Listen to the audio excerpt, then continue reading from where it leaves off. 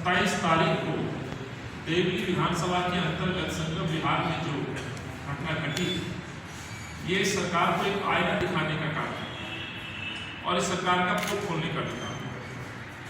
उसी विषय पर आज हम आपसे बात करेंगे और निरंतर पिछले चुनाव को जिस तरह से अरविंद केजरीवाल जी ने जीत करके अपना व्यवहार जनता के सामने रखा है, उससे उनकी कथनी और करनी का फर्क साफ तौर पर नजर आता है। साथियों, जहां इस संक्रमण काल में, इस कोरोना काल में पूरा विश्व इस बीमारी से जूझ रहा है, इस संक्रमण से लाखों लोगों की जान जा चुकी है। देश में भी लगभग 70 लाख से ज्यादा मरीज हो चुके हैं। दिल्ली में भी मैं बात करूं तो प्रतिदिन एक कोरोना मरीजों के रिकॉर्ड, नए नए रिकॉर्ड स्थापित हो रहे हैं। बीते हुए दिन में जो दिल्ली के अंदर मरीजों की जो स्थिति आई, लगभग 6000 से ज्यादा, 45-50 के करीब मौतें। और उसके बाद सरकारों का ये अवानवीय कदम, जिसमें ना मौसम को सरकारें देख रही, ना इस संक्रमण, इस बीमारी को देख रही, और आए दिन दिल्ली वासियों के खिलाफ इस तरह के जन विरोधी आदेशों को देकर के लोग के मकान तोड़ने का काम ही सरकार कर रही है। आज की इस प्रेस वार्ता में मैं पूरी तरह से ये बताने का प्रयास करूंगा कि अरविंद केजरीवाल ने दिल्ली की जनता के साथ विश्वासघात किया है और इनकी पोल खोलने का हम काम करेंगे। किस तरह से इन्होंने अपने चुनाव के उद्देश्य से किस तरह की योजनाओं को जनता के सामने रखा और धीरे धीरे उन योजनाओं को बंद डब्बों में बंद करके कहीं बिल्कुल निष्क्रिय करके छुपा दिया। आज दिल्ली के अंदर लाखों लोग, गरीब लोग दिल्ली में इस सपने को लेकर के आते हैं कि दिल्ली में जाएंगे, उन्हें 2 वक्त की रोजी का जुगाड़ हो पाएगा, अपने बच्चों का लालन पालन, उनकी पढ़ाई और उनकी सबसे बड़ी बात सुरक्षा। आज ना उनकी सुरक्षा दिल्ली में है, ना उनके रोजगार सुरक्षित है, और तो और उनके पूर्वज जो 30-40 साल पहले इस दिल्ली को जिन्होंने आशियाना बनाया, उनके मकानों पर तोड़ने का काम ये सरकारी कर रही है। साथियों, दिल्ली में लगभग, मैं आपको बताना चाहता हूं, लगभग अलग अलग दिल्ली के कोनों में, जिलों के अंदर सैकड़ों जेजी क्लस्टर्स हैं और जिनमें लगभग 20 से 30 लाख परिवार, गरीब परिवार निवास करते हैं और उसमें अपना गुजारा करते हैं। छोटे छोटे काम धंधे करते हैं, मजदूरी, दिहाड़ी, रिक्शा चालक, ई रिक्शा चालक, ऑटो चालक, सब्जी बेचने के काम करते हैं, चाय की दुकान, ठेले, तहबाजारी, ये इनके व्यवसाय है। अफसोस इस बात का है कि जब सरकारें इनके घरों की तरफ छोड़ने के लिए बुलडोजर भेजती है तो ये भूल जाते हैं कि ये समाज की सबसे तबका और गरीब तबका है, जिनके आशियाना को उजाड़ने का ये जब काम करते हैं तो ये भूल जाते हैं। और इसलिए मैं बार बार कहता हूँ, ये इस तरह की जो कार्रवाई है कहीं ना कहीं अरविंद की सोच को प्रदर्शित करती है, जिसमें इनको गरीबों से कोई वास्ता नहीं। इन 20 से 30 लाख लोगों के गुजारे भत्ते के लिए और इनके रहन सहन के लिए साथियों, मैं कहना चाहता हूं, कांग्रेस की सरकार जब दिल्ली में शीला जी के नेतृत्व तो जेएनएनयूआरएम जैसी योजनाओं के माध्यम से लगभग 60 से 64 हजार मकान बनाने का लक्ष्य रखा। और आज मुझे इस बात की खुशी है कि ये मकान जेएनएनयूआरएम के तहत पूरे दिल्ली के अंदर ये मकान बनके तैयार है और जिसको नाम भी दिया गया था राजीव आवासीय योजना। तो सवाल ये है कि जहां मकानों की तोड़फोड़ जारी है, निरंतर तोड़फोड़ जारी है, गरीब बस्तियों की, दलित बस्तियों, माइनॉरिटी की बस्तियों की, वहीं पे जो सरकार के अंदर गरीब लोगों को मकान देने की बात थी, आज उन मकानों को, खाली मकानों को आज तक ये सरकार भर नहीं पाई। जहां झुकी वही मकान का नारा साथियों, जहां जिनकी वही मकान का नारा इस सरकार ने तो दिया, लेकिन जैसे मैंने कहा कि राजीव आवासीय योजना, उसका भी मैं आपको दिखाता हूँ स्कीम गाइडलाइंस 2013 से 2022 के बीच। ये वो योजना है जो आपके समक्ष आज मुझे दोबारा से पुनर्जीवित करनी पड़ रही है, और ये मैं दिखाने की कोशिश कर रहा हूँ कि किस तरह से इन योजनाओं को खत्म करने का काम इन सरकारों ने किया। इसका नाम बदला, लेकिन उद्देश्य वही था। नाम बदल सकते हैं, राजीव जी का नाम है तो आपने प्रधानमंत्री और मुख्यमंत्री आवास योजना कर दिया, आप नाम बदलते रहिए, लेकिन उद्देश्य लोगों को, गरीब लोगों को मकान देना था, जो शायद अब तक सरकार नहीं कर पाई। साथियों, 48,000 मकान जो रेलवे ट्रैक के आसपास जो झुग्गी स्लम के रूप में भी दिखाई दी, कोर्ट के आदेश के बाद उनको वहां कम से कम बसाया जा सकता था, लेकिन सरकार ने उन गरीब लोगों की बात को नहीं सुना, ना उनके दर्द को सुना, और एक बार फिर अपने उस झूठे प्रचार जिसमें कहा गया जहां जिनकी वही मकान, चुनाव से पहले, चाहे वो अरविंद केजरीवाल की सरकार हो या नरेंद्र मोदी की सरकार हो, लोगों को गुमराह करने का काम इन्होंने किया। और इसका सबसे बड़ा उदाहरण मैंने जो बताया कि 48,000 मकान टूटने का आदेश जो कोर्ट ने दिया, जिसकी लड़ाई कांग्रेस पार्टी कोर्ट में भी लड़ रही है। 2 वरिष्ठ नेता, 2 वरिष्ठ हमारे अधिवक्ता कोर्ट में इन गरीब लोगों की लड़ाई लड़ रहे हैं। अभिषेक मनु सिंघवी साहब, श्री सलमान खुर्शीद साहब, हमारे वरिष्ठ नेता अजय माकन, और दिल्ली प्रदेश कांग्रेस कमेटी के साथियों के नेतृत्व में ये लड़ाई हमारी चल रही है। सवाल ये उठता है साथियों, ये तोड़फोड़ निरंतर जारी है। अरविंद केजरीवाल को 2013 से आज 20 में 7 साल हो चुके। इन 7 साल इस वर्षों के इस कार्यकाल में आखिर अरविंद केजरीवाल ने दिल्ली को दिया क्या? ये प्रश्न मैं आप लोगों के माध्यम से पूछना चाहता हूं। 7 वर्षों के अंदर आप देखें, मकान इस दिल्ली के अंदर एक नहीं बने, लेकिन जो तोड़फोड़ का जो सिलसिला है, जो गरीब लोगों को, मजदूर लोगों को जो बेघर करने का जो सिलसिला है, जो मैंने अभी आपको उदाहरण दिया, देवली से मैं शुरू करता हूं, जिसमें लगभग 121 मकान, कुछ परिवार मेरे साथ इस मंच में ही बैठे, उनकी कुछ अपनी संस्था जिन्होंने संघर्ष समिति बनाई, उसमें हमारी बहन छोटी अलका, जिसके माता पिता नहीं, कुछ ऐसे साथी जिनको नोटिस हुए, वो भी इस मंच में विराजमान। देवली के अंदर उनके अपने क्षेत्र के विधायक प्रकाश जरवाल, ये प्रकाश जरवाल वही है जो कुछ ही दिनों पहले जेल से छूट गए। जेल इसलिए गए कि भ्रष्टाचार किया हो, एक व्यक्ति को प्रताड़ित करना, उस डॉक्टर ने इसके प्रताड़ित के बाद अपनी आत्महत्या कर लेना, उसके बाद प्रकाश जरवाल का जेल जाना। साथियों, मैं देवली मौके भी पहुंचा। देवली में मौके पर पहुंचने के बाद जो लोगों ने जो सूचनाएं दी, फीडबैक दिया, रोक पे खड़े हो जाते हैं, दुख के बारे में सर झुक जाता है कि आखिर कैसे कोई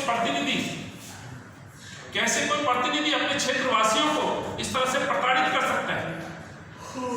जहां पर उनका संरक्षक एरिया विधायक होना चाहिए, उनके दर्द को समझने वाला चाहिए, वही व्यक्ति वहां बैठ करके दर्द है। लेकिन अरविंद केजरीवाल आज तक मौन है। ये मौन किस बात के लिए? अपने विधायक को बचाने के लिए? क्या कहीं ऐसा तो नहीं कि मुख्य सचिव, चीफ सेक्रेटरी के साथ की गई उस मार कटाई में कहीं इस प्रकार जवाब का नाम है, गवाही में नाम है? कहीं इसलिए तो उनकी जुबान पर ताला नहीं है कि अपने इस विधायक के खिलाफ कोई कदम नहीं उठाना, जेल जाने के बावजूद अपने गले से लगा के बैठाना, और आज इस तरह का देवली के अंदर उत्पीड़न कि साफ तौर पर प्रशासन में दबाव डाल के इनके मकान तोड़वाना, ये कहीं ना कहीं प्रतीत करता है कि कहीं ना कहीं अरविंद केजरीवाल के संज्ञान में सारी घटनाएं हैं, और अरविंद ने अपने विधायक को इस तरह से खुली छूट दी।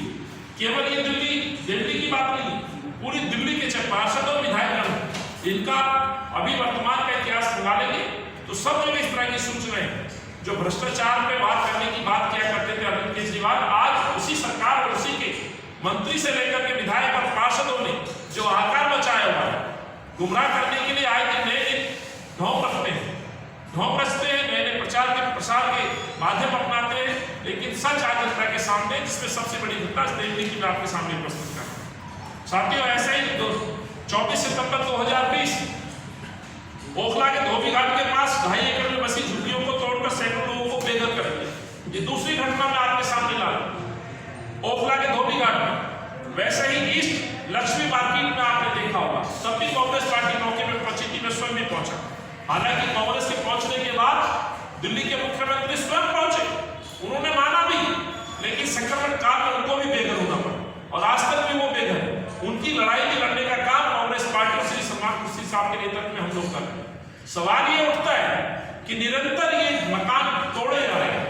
लक्ष्मी मार्केट में भी लोगों के मकान थे, लगभग सन 1965 तक के उनके पास अपने सबूत हैं, पेपर है, जन्म पत्रियां हैं, राशन कार्ड है, वोटर कार्ड है, झुग्गियों के टोकन है, ये तमाम डॉक्यूमेंट उनके पास है। लेकिन अफसोस अरविंद केजरीवाल फिर एक बार पर झूठा साबित हुए और एक बार फिर उनका जो झूठ का पुलिंदा है वो भी उस जनता के सामने आए। वैसे ही एक और घटना मदनपुर गुड़गांवा रोड पर झुग्गियों को हटाने के लिए हथौड़ा चला, ये भी घटना इसी सरकार 7 साल के अंदर हुआ। रंगपुरी पहाड़ी, रंगपुरी गांव के लोगों का निरंतर यह आरोप रहा है साथियों कि लोकल प्रशासन और पुलिस ने मिलकर के जिस तरह से हो सकता है कुछ इस तरह के लोगों को तो प्रोत्साहन दिया, प्रलोभन में कुछ मकान बनवाए, लेकिन सच्चाई ये भी है कि बहुत पुराने मकानों को रंगपुरी की पहाड़ियों के ऊपर भी तोड़ दिया गया और उनको खाली करा के जमीन जो सरकार ने अरविंद केजरीवाल और प्रशासन ने उस जगह को आज तक दूसरे लोगों के लिए छोड़ दिया गया। सकूर बस्ती इलाके में भी रेल मंत्रालय की ओर से चलाए गए अतिक्रमण में 500 झुग्गियों को तोड़ने के लिए रेल मंत्रालय ने आदेश दिया साथियों, और वहां पे भी 500 झुग्गियों को तोड़ने का काम इस सरकार ने किया। कठपुतली कॉलोनी की घटना कोई नहीं भूल सकता जहां पे लोगों को बेघर किया गया। वैसे यमुना खादर लक्ष्मीनगर विधानसभा के अंतर्गत वहां पे भी निरंतर बुलडोजर चला। ये घटनाएं ये साबित करती साथियों कि आखिर सरकार का किस तरह का व्यवहार दिल्ली में है, किस तरह के वादे किए थे जहां झुग्गी वही मकान। क्या आज सरकार अपने वादे पे खड़ी हुई नजर आती है? क्या आज अपने वादे को भूल गए हैं? 2013 से पहले और उसके बाद निरंतर जीतने से पहले अरविंद केजरीवाल ये वादे दोहराते रहे और पिछले पार्लियामेंट चुनाव और विधानसभा से पहले दिल्ली के मुख्यमंत्री ने और देश के प्रधानमंत्री ने और भाजपा के लोगों ने जनता को आश्वस्त किया था, बाकायदा आश्वस्त किया था, किसी का मकान नहीं तोड़ा जाए, किसी की झुग्गी नहीं तोड़ी जाए। तो ये किस बात के सबूत है? ये इसी बात के सबूत है कि साथ ही उन्होंने झूठ बोला, वोट के लिए सरकार बनाने के लिए दिल्ली की जनता को गुमराह किया और आए दिन आज कानून का हवाला देते हैं, सरकारी जमीन का हवाला देते हैं, लेकिन ये भूल जाते हैं कि इनके पास इनके पुश्तैनी डॉक्यूमेंट इनके पास है जिससे वो सिद्ध करते हैं कि आज से नहीं वर्षों से यहाँ बैठे हुए। मैं एक सरकार का और एक और मंग आपके सामने रखना चाहता हूँ। 2013 से आज तक की इन 7 साल के कार्यकाल में जो अरविंद केजरीवाल ये कहते थे कि दिल्ली की जनता के लिए हम सस्ते फ्लैट या गरीब लोगों के लिए फ्लैट बना करके उनको फ्री में दें, उसका जीता जागता उदाहरण देना चाहता हूँ साथियों। ये जो बातें करें केजरीवाल और मोदी जी कह रहे हैं, ये केवल चुनावी जुमला, अखबारों की हेडलाइन, अपनी पब्लिसिटी पाने के लिए इस तरह की बातें अरविंद केजरीवाल करते रहे। सच्चाई एक आंकड़े के साथ कहना चाहता हूँ, याद होगा 2017 नगर निगम का चुनाव से पहले केजरीवाल साहब ने दूषित, जिसका गठन शीला जी ने कांग्रेस के नेतृत्व में 2010 में किया था, उस दूषित को आगे रखकर 6 जगह, गौर से सुनिए का नाम लेना चाहता हूं, भलसवा, संगम विहार, देवनगर, ग्रोलबाग, कस्तूरबा नगर, निकेतन लाजपत नगर और मंगोलपुरी में 2 जगह, अंबेडकर नगर में 866 करोड़ की लागत से लगभग 6178 फ्लैट बनाने का घोषणा किया।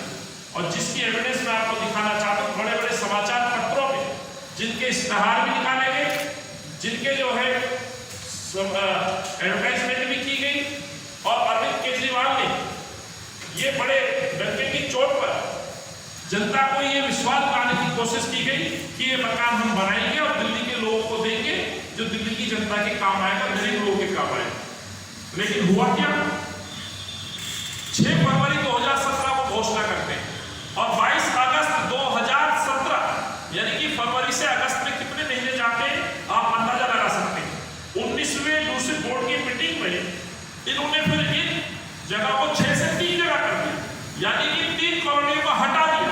और 2017 में 19वीं मीटिंग में ये कहा गया कि ये सरकार 3 जगह इस तरह के मकान बनाएगी और 3 जगह को इन्होंने टाल दिया गया।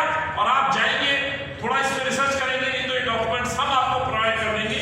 उस समय की जो मिनट्स ऑफ मीटिंग थी उसमें बकायदा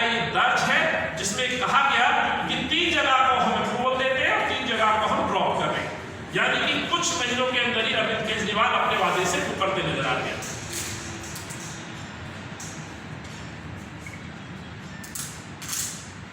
साथियों, 2017 से 2018 आते आते लोकसभा के चुनाव से पूर्व अरविंद केजरीवाल ने फिर एक बार दिल्ली की जनता को गुमराह करने का काम और भाजपा की सरकार को लेकर गुमराह करी गई। 2018 लोकसभा चुनाव से पूर्व फिर एक बार घोषणा की गई कि 4 जगहों पर 5310 संख्या भी मैं एग्जैक्ट आपको बता रहा हूं, 1310 फ्लैट बनाने के लिए टेंडर फ्लोट किया गया है, यानी कि टेंडर कॉल किया गया और जो टेंडर निकाले गए हैं उसके तहत 3780 फ्लैट जहांगीरपुरी, 500 फ्लैट देवनगर, 582 संगमपार और 448 कस्तूरबा नगर शांति निकेतन में ये थे जो लोकेशन बताई गई। और ये भी दावे के साथ कहा गया कि इन फ्लैटों को हम वहीं आसपास के झुग्गी वासियों को हम देंगे, यानी कि जहां स्लम है वहीं पे फ्लैटों को हम बनाएंगे और 3 जगह पर इन फ्लैटों को बना करके लगभग 5310 फ्लैट की जो संख्या जनता के सामने रखी थी, इन जनता को हम सौंपेंगे। अखबारों में न्यूज आर्टिकल में छपवाने के लिए कई बड़े बड़े फैसले सरकारों ने, लेकिन आखिर उसमें हुआ क्या? क्या वहां पर 1310 फ्लैट बने? नहीं बने साहब। ये उस समय की न्यूज की सुर्खियां हैं। मैं दिखाना चाहता हूं इस तरह की हर पेपर में इन्होंने वाहवाही लूटी। ये दिखाना बहुत आवश्यक है क्योंकि आने वाले अगले पॉइंट में मैं ये आपको दिखाऊंगा कि किस तरह से उन्होंने इन फ्लैटों को या इस टेंडर को निरस्त किया गया। समाचार पत्रों में, ऑनलाइन, बड़े बड़े इश्तेहारों में ये वो खबरें हैं। इनके नेताओं ने ट्विटर पे और हर जगह ये दिखाने की कोशिश की कि आज से ही शायद आम आदमी पार्टी सरकार, केजरीवाल सरकार दिल्ली के हर गरीब व्यक्ति को फ्री में मकान देगा। ये कुछ वो पेपर हैं जो मैंने आपको दिखाया। हुआ क्या इसमें? किसी को साथियों कुछ नहीं मिला, केवल ये समाचार पत्रों की सुर्खियां लगी। जिस दूसरे का जिक्र ये करते साथियों, 2010 में हालांकि कांग्रेस ने ही इसका निर्माण किया था, इसका गठन किया था। इसका उद्देश्य था कि गरीबों को लेकर के पॉलिसी बनाए, मकान बनाए और उनको बसाने का काम करें। फिर भी 2017 दूसरे की पॉलिसी जो इन्होंने लागू की उसमें कहते हैं कि हम रिहेबिलिटेट करेंगे और उसमें ये बड़ा इन्होंने सबसे बड़ी महत्वपूर्ण जो चीज ये रखी गई थी, किसी भी स्लम एरिया को हम 5 किलोमीटर से दूर के दायरे में नहीं रखेंगे, यानी कि आसपास ही इन लोगों को बसाने का काम करेंगे। लेकिन हुआ क्या? ना मकान बने, ना लोग बसे। आज भी परिस्थिति वैसी की वैसी है, वैसी स्थिति वहां बनी हुई है, ना किसी का मकान दिया गया और उसके अलावा मकान की बजाय आए दिन डेमोलिशन का कार्यक्रम दिल्ली में जारी है, जिसकी कांग्रेस घोर निंदा कर। तो 5310 फ्लैट छात्री जहां बनाने का इन्होंने घोषणा की थी, मैं आपको बताना चाहता हूं 29वीं यानी कि 29वीं जब बोर्ड मीटिंग हुई दूसरी की, जिसमें 3780 फ्लैट जहांगीरपुरी में बनने वाले थे, उन जहांगीरपुरी के फ्लैटों को बनने से रोक दिया गया, जिसका भी एविडेंस मैं आपको अभी आपके समक्ष प्रस्तुत करूंगा। जिस टेंडर को पूरी तरह से, बल्कि ब्लॉक वाइज भी वो पेपर आपके सामने प्रस्तुत करूंगा। और जो रोकने का जो इन्होंने आधार बताया साथियों, जो जहांगीरपुरी में टेंडर हुआ था 3780 फ्लैट का जनता के सामने, उसको ये कहते हुए रोक दिया गया कि ऑलरेडी हमारे पास काफी फ्लैट बने हुए तैयार है। ये उन फ्लैटों का जिक्र कर रहे हैं जो कांग्रेस पार्टी यानी शीला जी की सरकार ने, मनमोहन जी की सरकार ने दिल्ली के अंदर, दिल्ली के अपने फ्लैट जेएनयू के तहत और दिल्ली के फ्लैट जिनकी संख्या लगभग 60 से 64 हजार मकान जो आज भी यथा स्थिति में दिल्ली के अलग अलग कोने में खड़े, उनको लेकर के उन्होंने वक्तव्य दिया और इस टेंडर को भी उन्होंने कैंसिल कर दिया। यानी कि जहांगीरपुरी का जो स्लम हमारा बसा हुआ, आज तक उनको कोई एक फ्लैट या मकान आज तक नहीं दिया गया साथियों। ये भी मैं आपके सामने रखना चाहता हूं। इस मीटिंग में दूसरे के द्वारा 2000 जब ये मीटिंग होती है साथियों, तो उसमें 29वीं मीटिंग में ये कहते हुए दूसरी ये कहता है कि हमारे पास अभी तक कोई सवाल उठता है 2010 में इस दूषित का गठन होता है, आज 2020 है, लगभग 10 साल, और इस 10 साल में भी 7 साल अरविंद केजरीवाल को हो चुके हैं। अरविंद केजरीवाल और उनकी सरकार को कितना और समय चाहिए जिससे कि इन गरीब लोगों को मकान मिल सके? क्या दूषित के पास आज तक ये प्लान, कंक्रीट प्लान बनाने के लिए समय नहीं मिल पाया, या इनकी इच्छा शक्ति नहीं थी? क्या अरविंद केजरीवाल के इशारे पे काम स्लो कर दिया गया, या इस पे आगे नहीं बढ़ा दिया? कहीं ना कहीं अरविंद केजरीवाल की निष्क्रियता, इनके मंत्रिमंडल की निष्क्रियता इससे सिद्ध होती है कि इन्होंने 7 सालों के अंदर कुछ नहीं किया, और ये ऑलरेडी मिनट्स पे दर्ज है साथियों। जिस चीज का उन्होंने उदाहरण देते हुए कहा गया कि हमारे पास कोई कंक्रीट एक्शन प्लान नहीं है, इसलिए हम इनको रीलोकेट करने के लिए नए कोई फ्लैट या कोई टेंडर कॉल नहीं कर सकते, यानी कि इनकी जो नीति थी पूरी तरह से फ्लॉप साबित होती है। अब साथियों, सरकार से सवाल ये बनता है कि 7 साल अरविंद केजरीवाल ने यहां सरकार चलाई, 7 साल पहले जब इन्होंने वादे किए थे तो इस ठोस वादे पे गरीबों ने अपना समर्थन दिया था, वोट दिया था, और एक बार नहीं बल्कि 3 बार इनको दिल्ली का मुख्यमंत्री बनाया। तो आखिर इनको समय कब मिले? अगले चुनाव से आकर के फिर इस तरह की घोषणाएं की जाएंगी?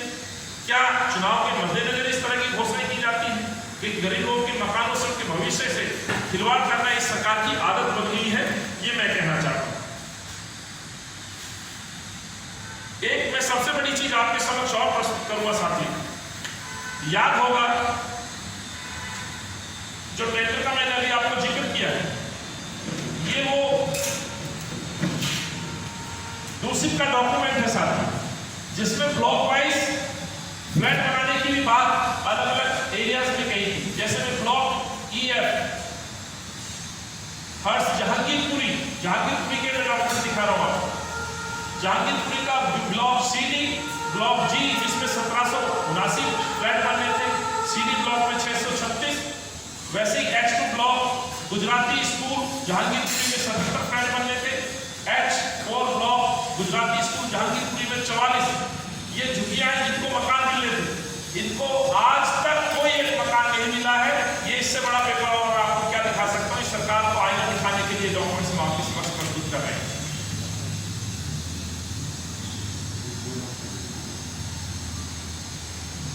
याद होगा साथी, कोर्ट के आदेश पर जब रेलवे ट्रैक के आसपास जो झुग्गी, जो स्लम जो डेवलप है, उनको हटाने का जब आदेश आया तो इन्हीं के मंत्री साहब एक पत्र लिखते हैं।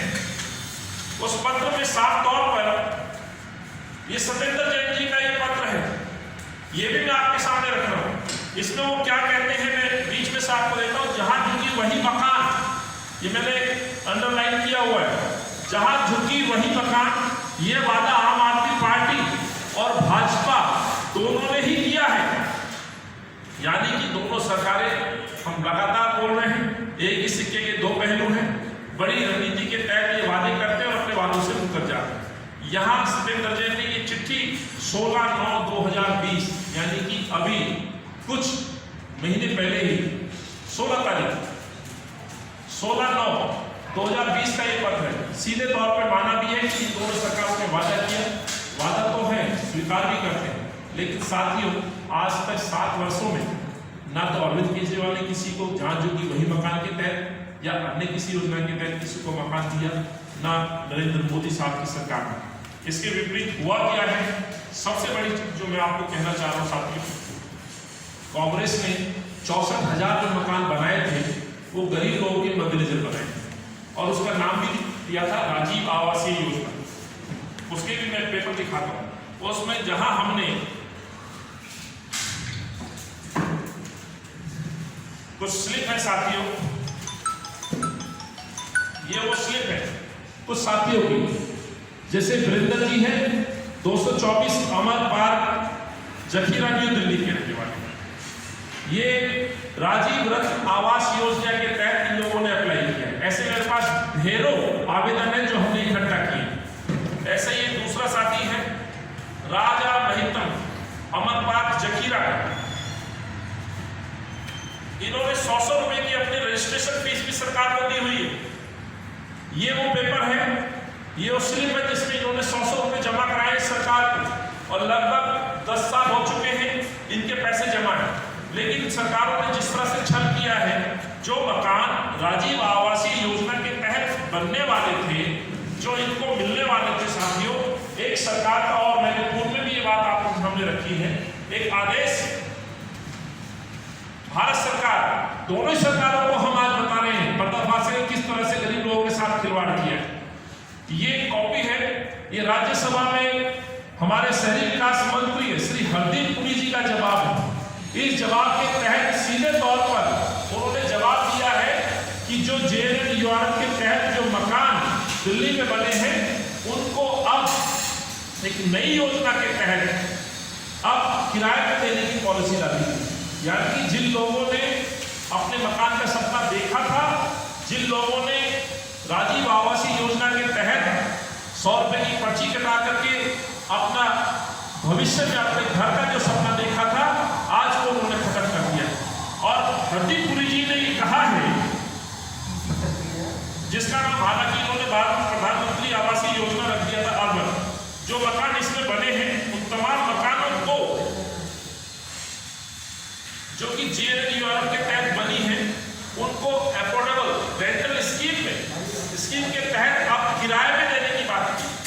और ये किराए पे देने की बात कोई डायरेक्ट कंपनी नहीं दे, कोई सरकार नहीं देगी, इसमें भी प्राइवेट कंपनियों को, यानी कि फिर वही चंद बड़े बड़े उद्योगपति, बड़े बड़े परिवारों को इन्वाइट किया जाएगा, उनको इस टेबल के माध्यम से, ये हरदीप पुरी साहब और मंत्रालय का ये वो टेबल है जिसमें उन्होंने कल्पना की भविष्य में कितना पैसा इन फ्लैटों से जनरेट होगा और कितने में वो लोग फायदे में रहेंगे। इसमें मैं साथियों दिल्ली का मैं जिक्र करना चाहता हूँ, इसमें स्टेट वाइज है, लेकिन हमारे इसमें अरुणाचल है, फरीदाबाद, लुधियाना, दिल्ली की जो कल्पना की गई है, इससे 25 सालों में लगभग 2329 करोड़ का रेवेन्यू जनरेट होगा, यानी कि प्राइवेट कंपनियों का फायदा होगा।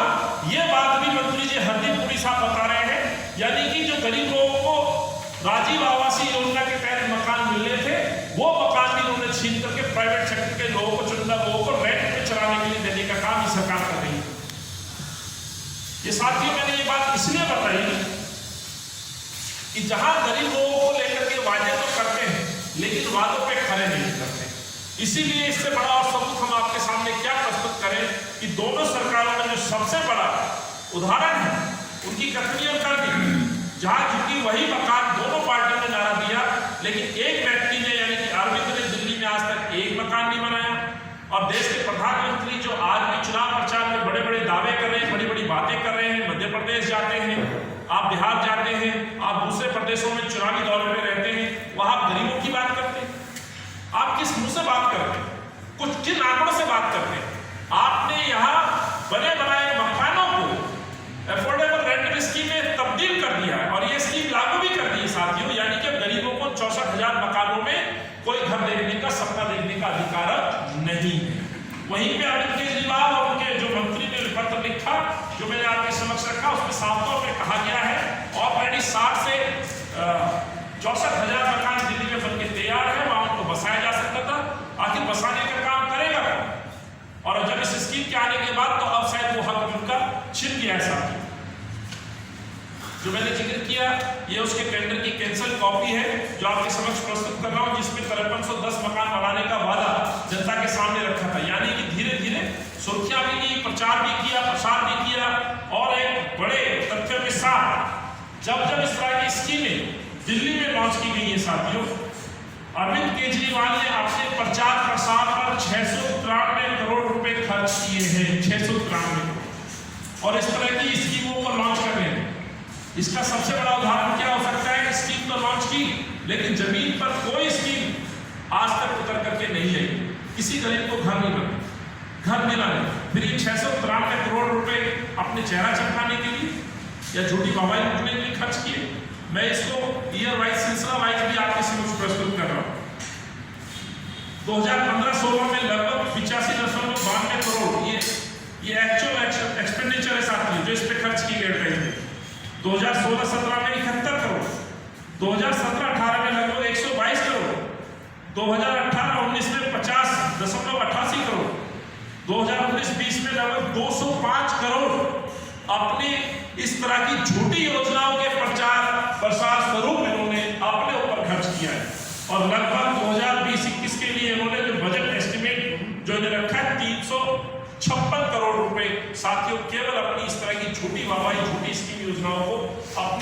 चेहरा और अपनी सरकार की वाहवाही को पूरा करने के उद्देश्य से इन्होंने बजट में प्रोविजन किया है। तो कहीं ना कहीं ये दर्शाता है साथियों कि अरविंद केजरीवाल अपने चुनावी वादों पर प्रचार प्रसार के लिए पैसा खर्च करते हैं, लेकिन गरीबों के मकान के लिए पैसा खर्च नहीं करते। हमारे साथ जो दिल्ली के हमारे साथी बैठे, मेरे साथी भाई अभिषेक दत्त उपाध्याय, वो भी हमारे साथ कल दिल्ली के मुख्यमंत्री के पास गए। हम ये मांग करते हैं, इनकी एक एक फाइल पूरी कंप्लीट है। इनके पूर्वज, इनके माता पिता, इनके दादा जब यहाँ दिल्ली में आए तो संगम विहार एक अनऑथराइज्ड रेवलाइज कॉलोनी में जानी जाती, फिर आखिर ये मकान क्यों तोड़ दिए? क्या कोई कंप्लेंट थी साथियों? इसका जब सवाल हमने पूछा तो डीएम साहब और उनके लोकल प्रशासन ने कहा कि जी बिल्कुल लोकल विधायक का हमें दबाव। हमने पूछा क्या इस पर कोर्ट केस है? उन्होंने कहा इस पर कोई कोर्ट केस नहीं है, जिस पे कोर्ट केस है उस पे स्टे। कांग्रेस पार्टी ने प्रोटेक्शन एक्ट जो पास किया है उसके बाद किसी का मकान शायद नहीं तोड़ा जा सकता, जिसको कि हालांकि कि हर साल उसको बढ़ाया जाता है। आज भी वो एक्ट लागू है, फिर आप किसी के मकान को कैसे तोड़ सकते हो जब किसी कोर्ट का भी इसमें आदेश है? और ये जो सिलसिला है साथियों, ये 2015 से शुरू हुआ है। जब से आम आदमी यानी कि अरविंद केजरीवाल की सरकार आई है, उनके विधायक चुन के आए हैं, तब से ये सिलसिला इन पे दबाव बनाने का काम, इनके मकानों को तुड़वाने का प्रेशर लगातार प्रशासन पे किया जाता है। इनके साथ साथियों अन्याय हुआ है। इनको लेकर के हम अरविंद केजरीवाल साहब के घर पे गए थे और हमने ये मांग की है कि टूटे हुए मकानों का तुरंत मुआवजा दिया जाए। गलत तरीके से जो मकान तोड़े गए हैं उनके मकान की क्षतिपूर्ति की जाए, और जो आपने नोटिस चिपकाए हैं उनको विड्रॉ किया जाए, किसी का मकान ना तोड़ा जाए। इसकी जिम्मेवारी कांग्रेस पार्टी आपसे ये इंश्योर करना चाहती कि आपने दिल्ली का बेटा, दिल्ली का अभिभावक बनने का जो ढोंग रचा था, आज अरविंद केजरीवाल को वहां के बुजुर्ग, वहां के विकलांग परिवार, वहां के अनाथ बच्चे, अनाथ परिवार आपका इंतजार करें। अरविंद केजरीवाल जी आप जाते क्यों नहीं? बेटा तो वही है ना। यदि आप सही मायने में बेटा हो दिल्ली की तो उनके दर्द को जाने। अफसोस इस बात का है, ना तो विधायक, ना मंत्री और भाजपा के सांसद महोदय, निगम पार्षद कोई भी परिवारों के बीच नहीं पहुंचा है। इनको बिल्कुल अनाथों की तरह छोड़ दिया है। तो इस ऐसे नलायक बेटे के पास हम गए थे अपना हक मांगने के लिए, और आज फिर वो हम दोहराते हैं कि इनका मुआवजा दिया जाए, इनके मकान जो तोड़े गए उन कर्मचारियों पर सख्त से सख्त कदम उठाया जाए, और प्रकाश जरवाल जो अरविंद केजरीवाल के बड़े दत्तक पुत्र की तरह व्यवहार करते हैं, बड़े प्रेमी, उनको पार्टी अब तक बर्खास्त क्यों नहीं कर रही? क्यों दबाव में, प्रशासन में दबाव डाला जा रहा है? अरविंद केजरीवाल का नाम लेकर के, उनके कार्यालय से फोन करा करके प्रशासन पे इस तरह की कार्रवाई कराते हैं।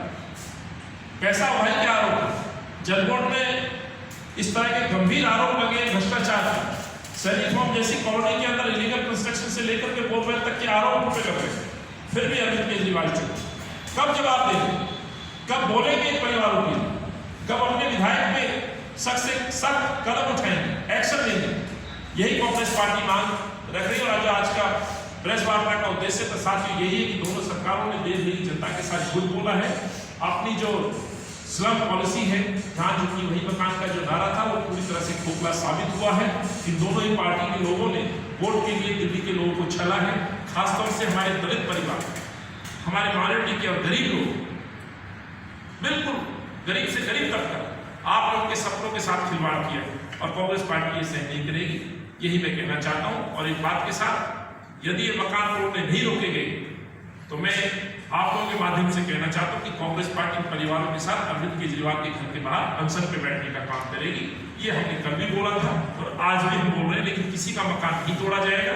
हम जमीन से लेकर, सड़क से लेकर के कोर्ट तक की लड़ाई कांग्रेस पार्टी इनकी लड़ रही है, और ये लड़ाई जारी रहेगी। मेरे साथ उपस्थित कॉमेडी के साथियों के साथ मैं अभिषेक जी का और आप सभी का धन्यवाद करता हूँ। धन्यवाद। जय हिंद।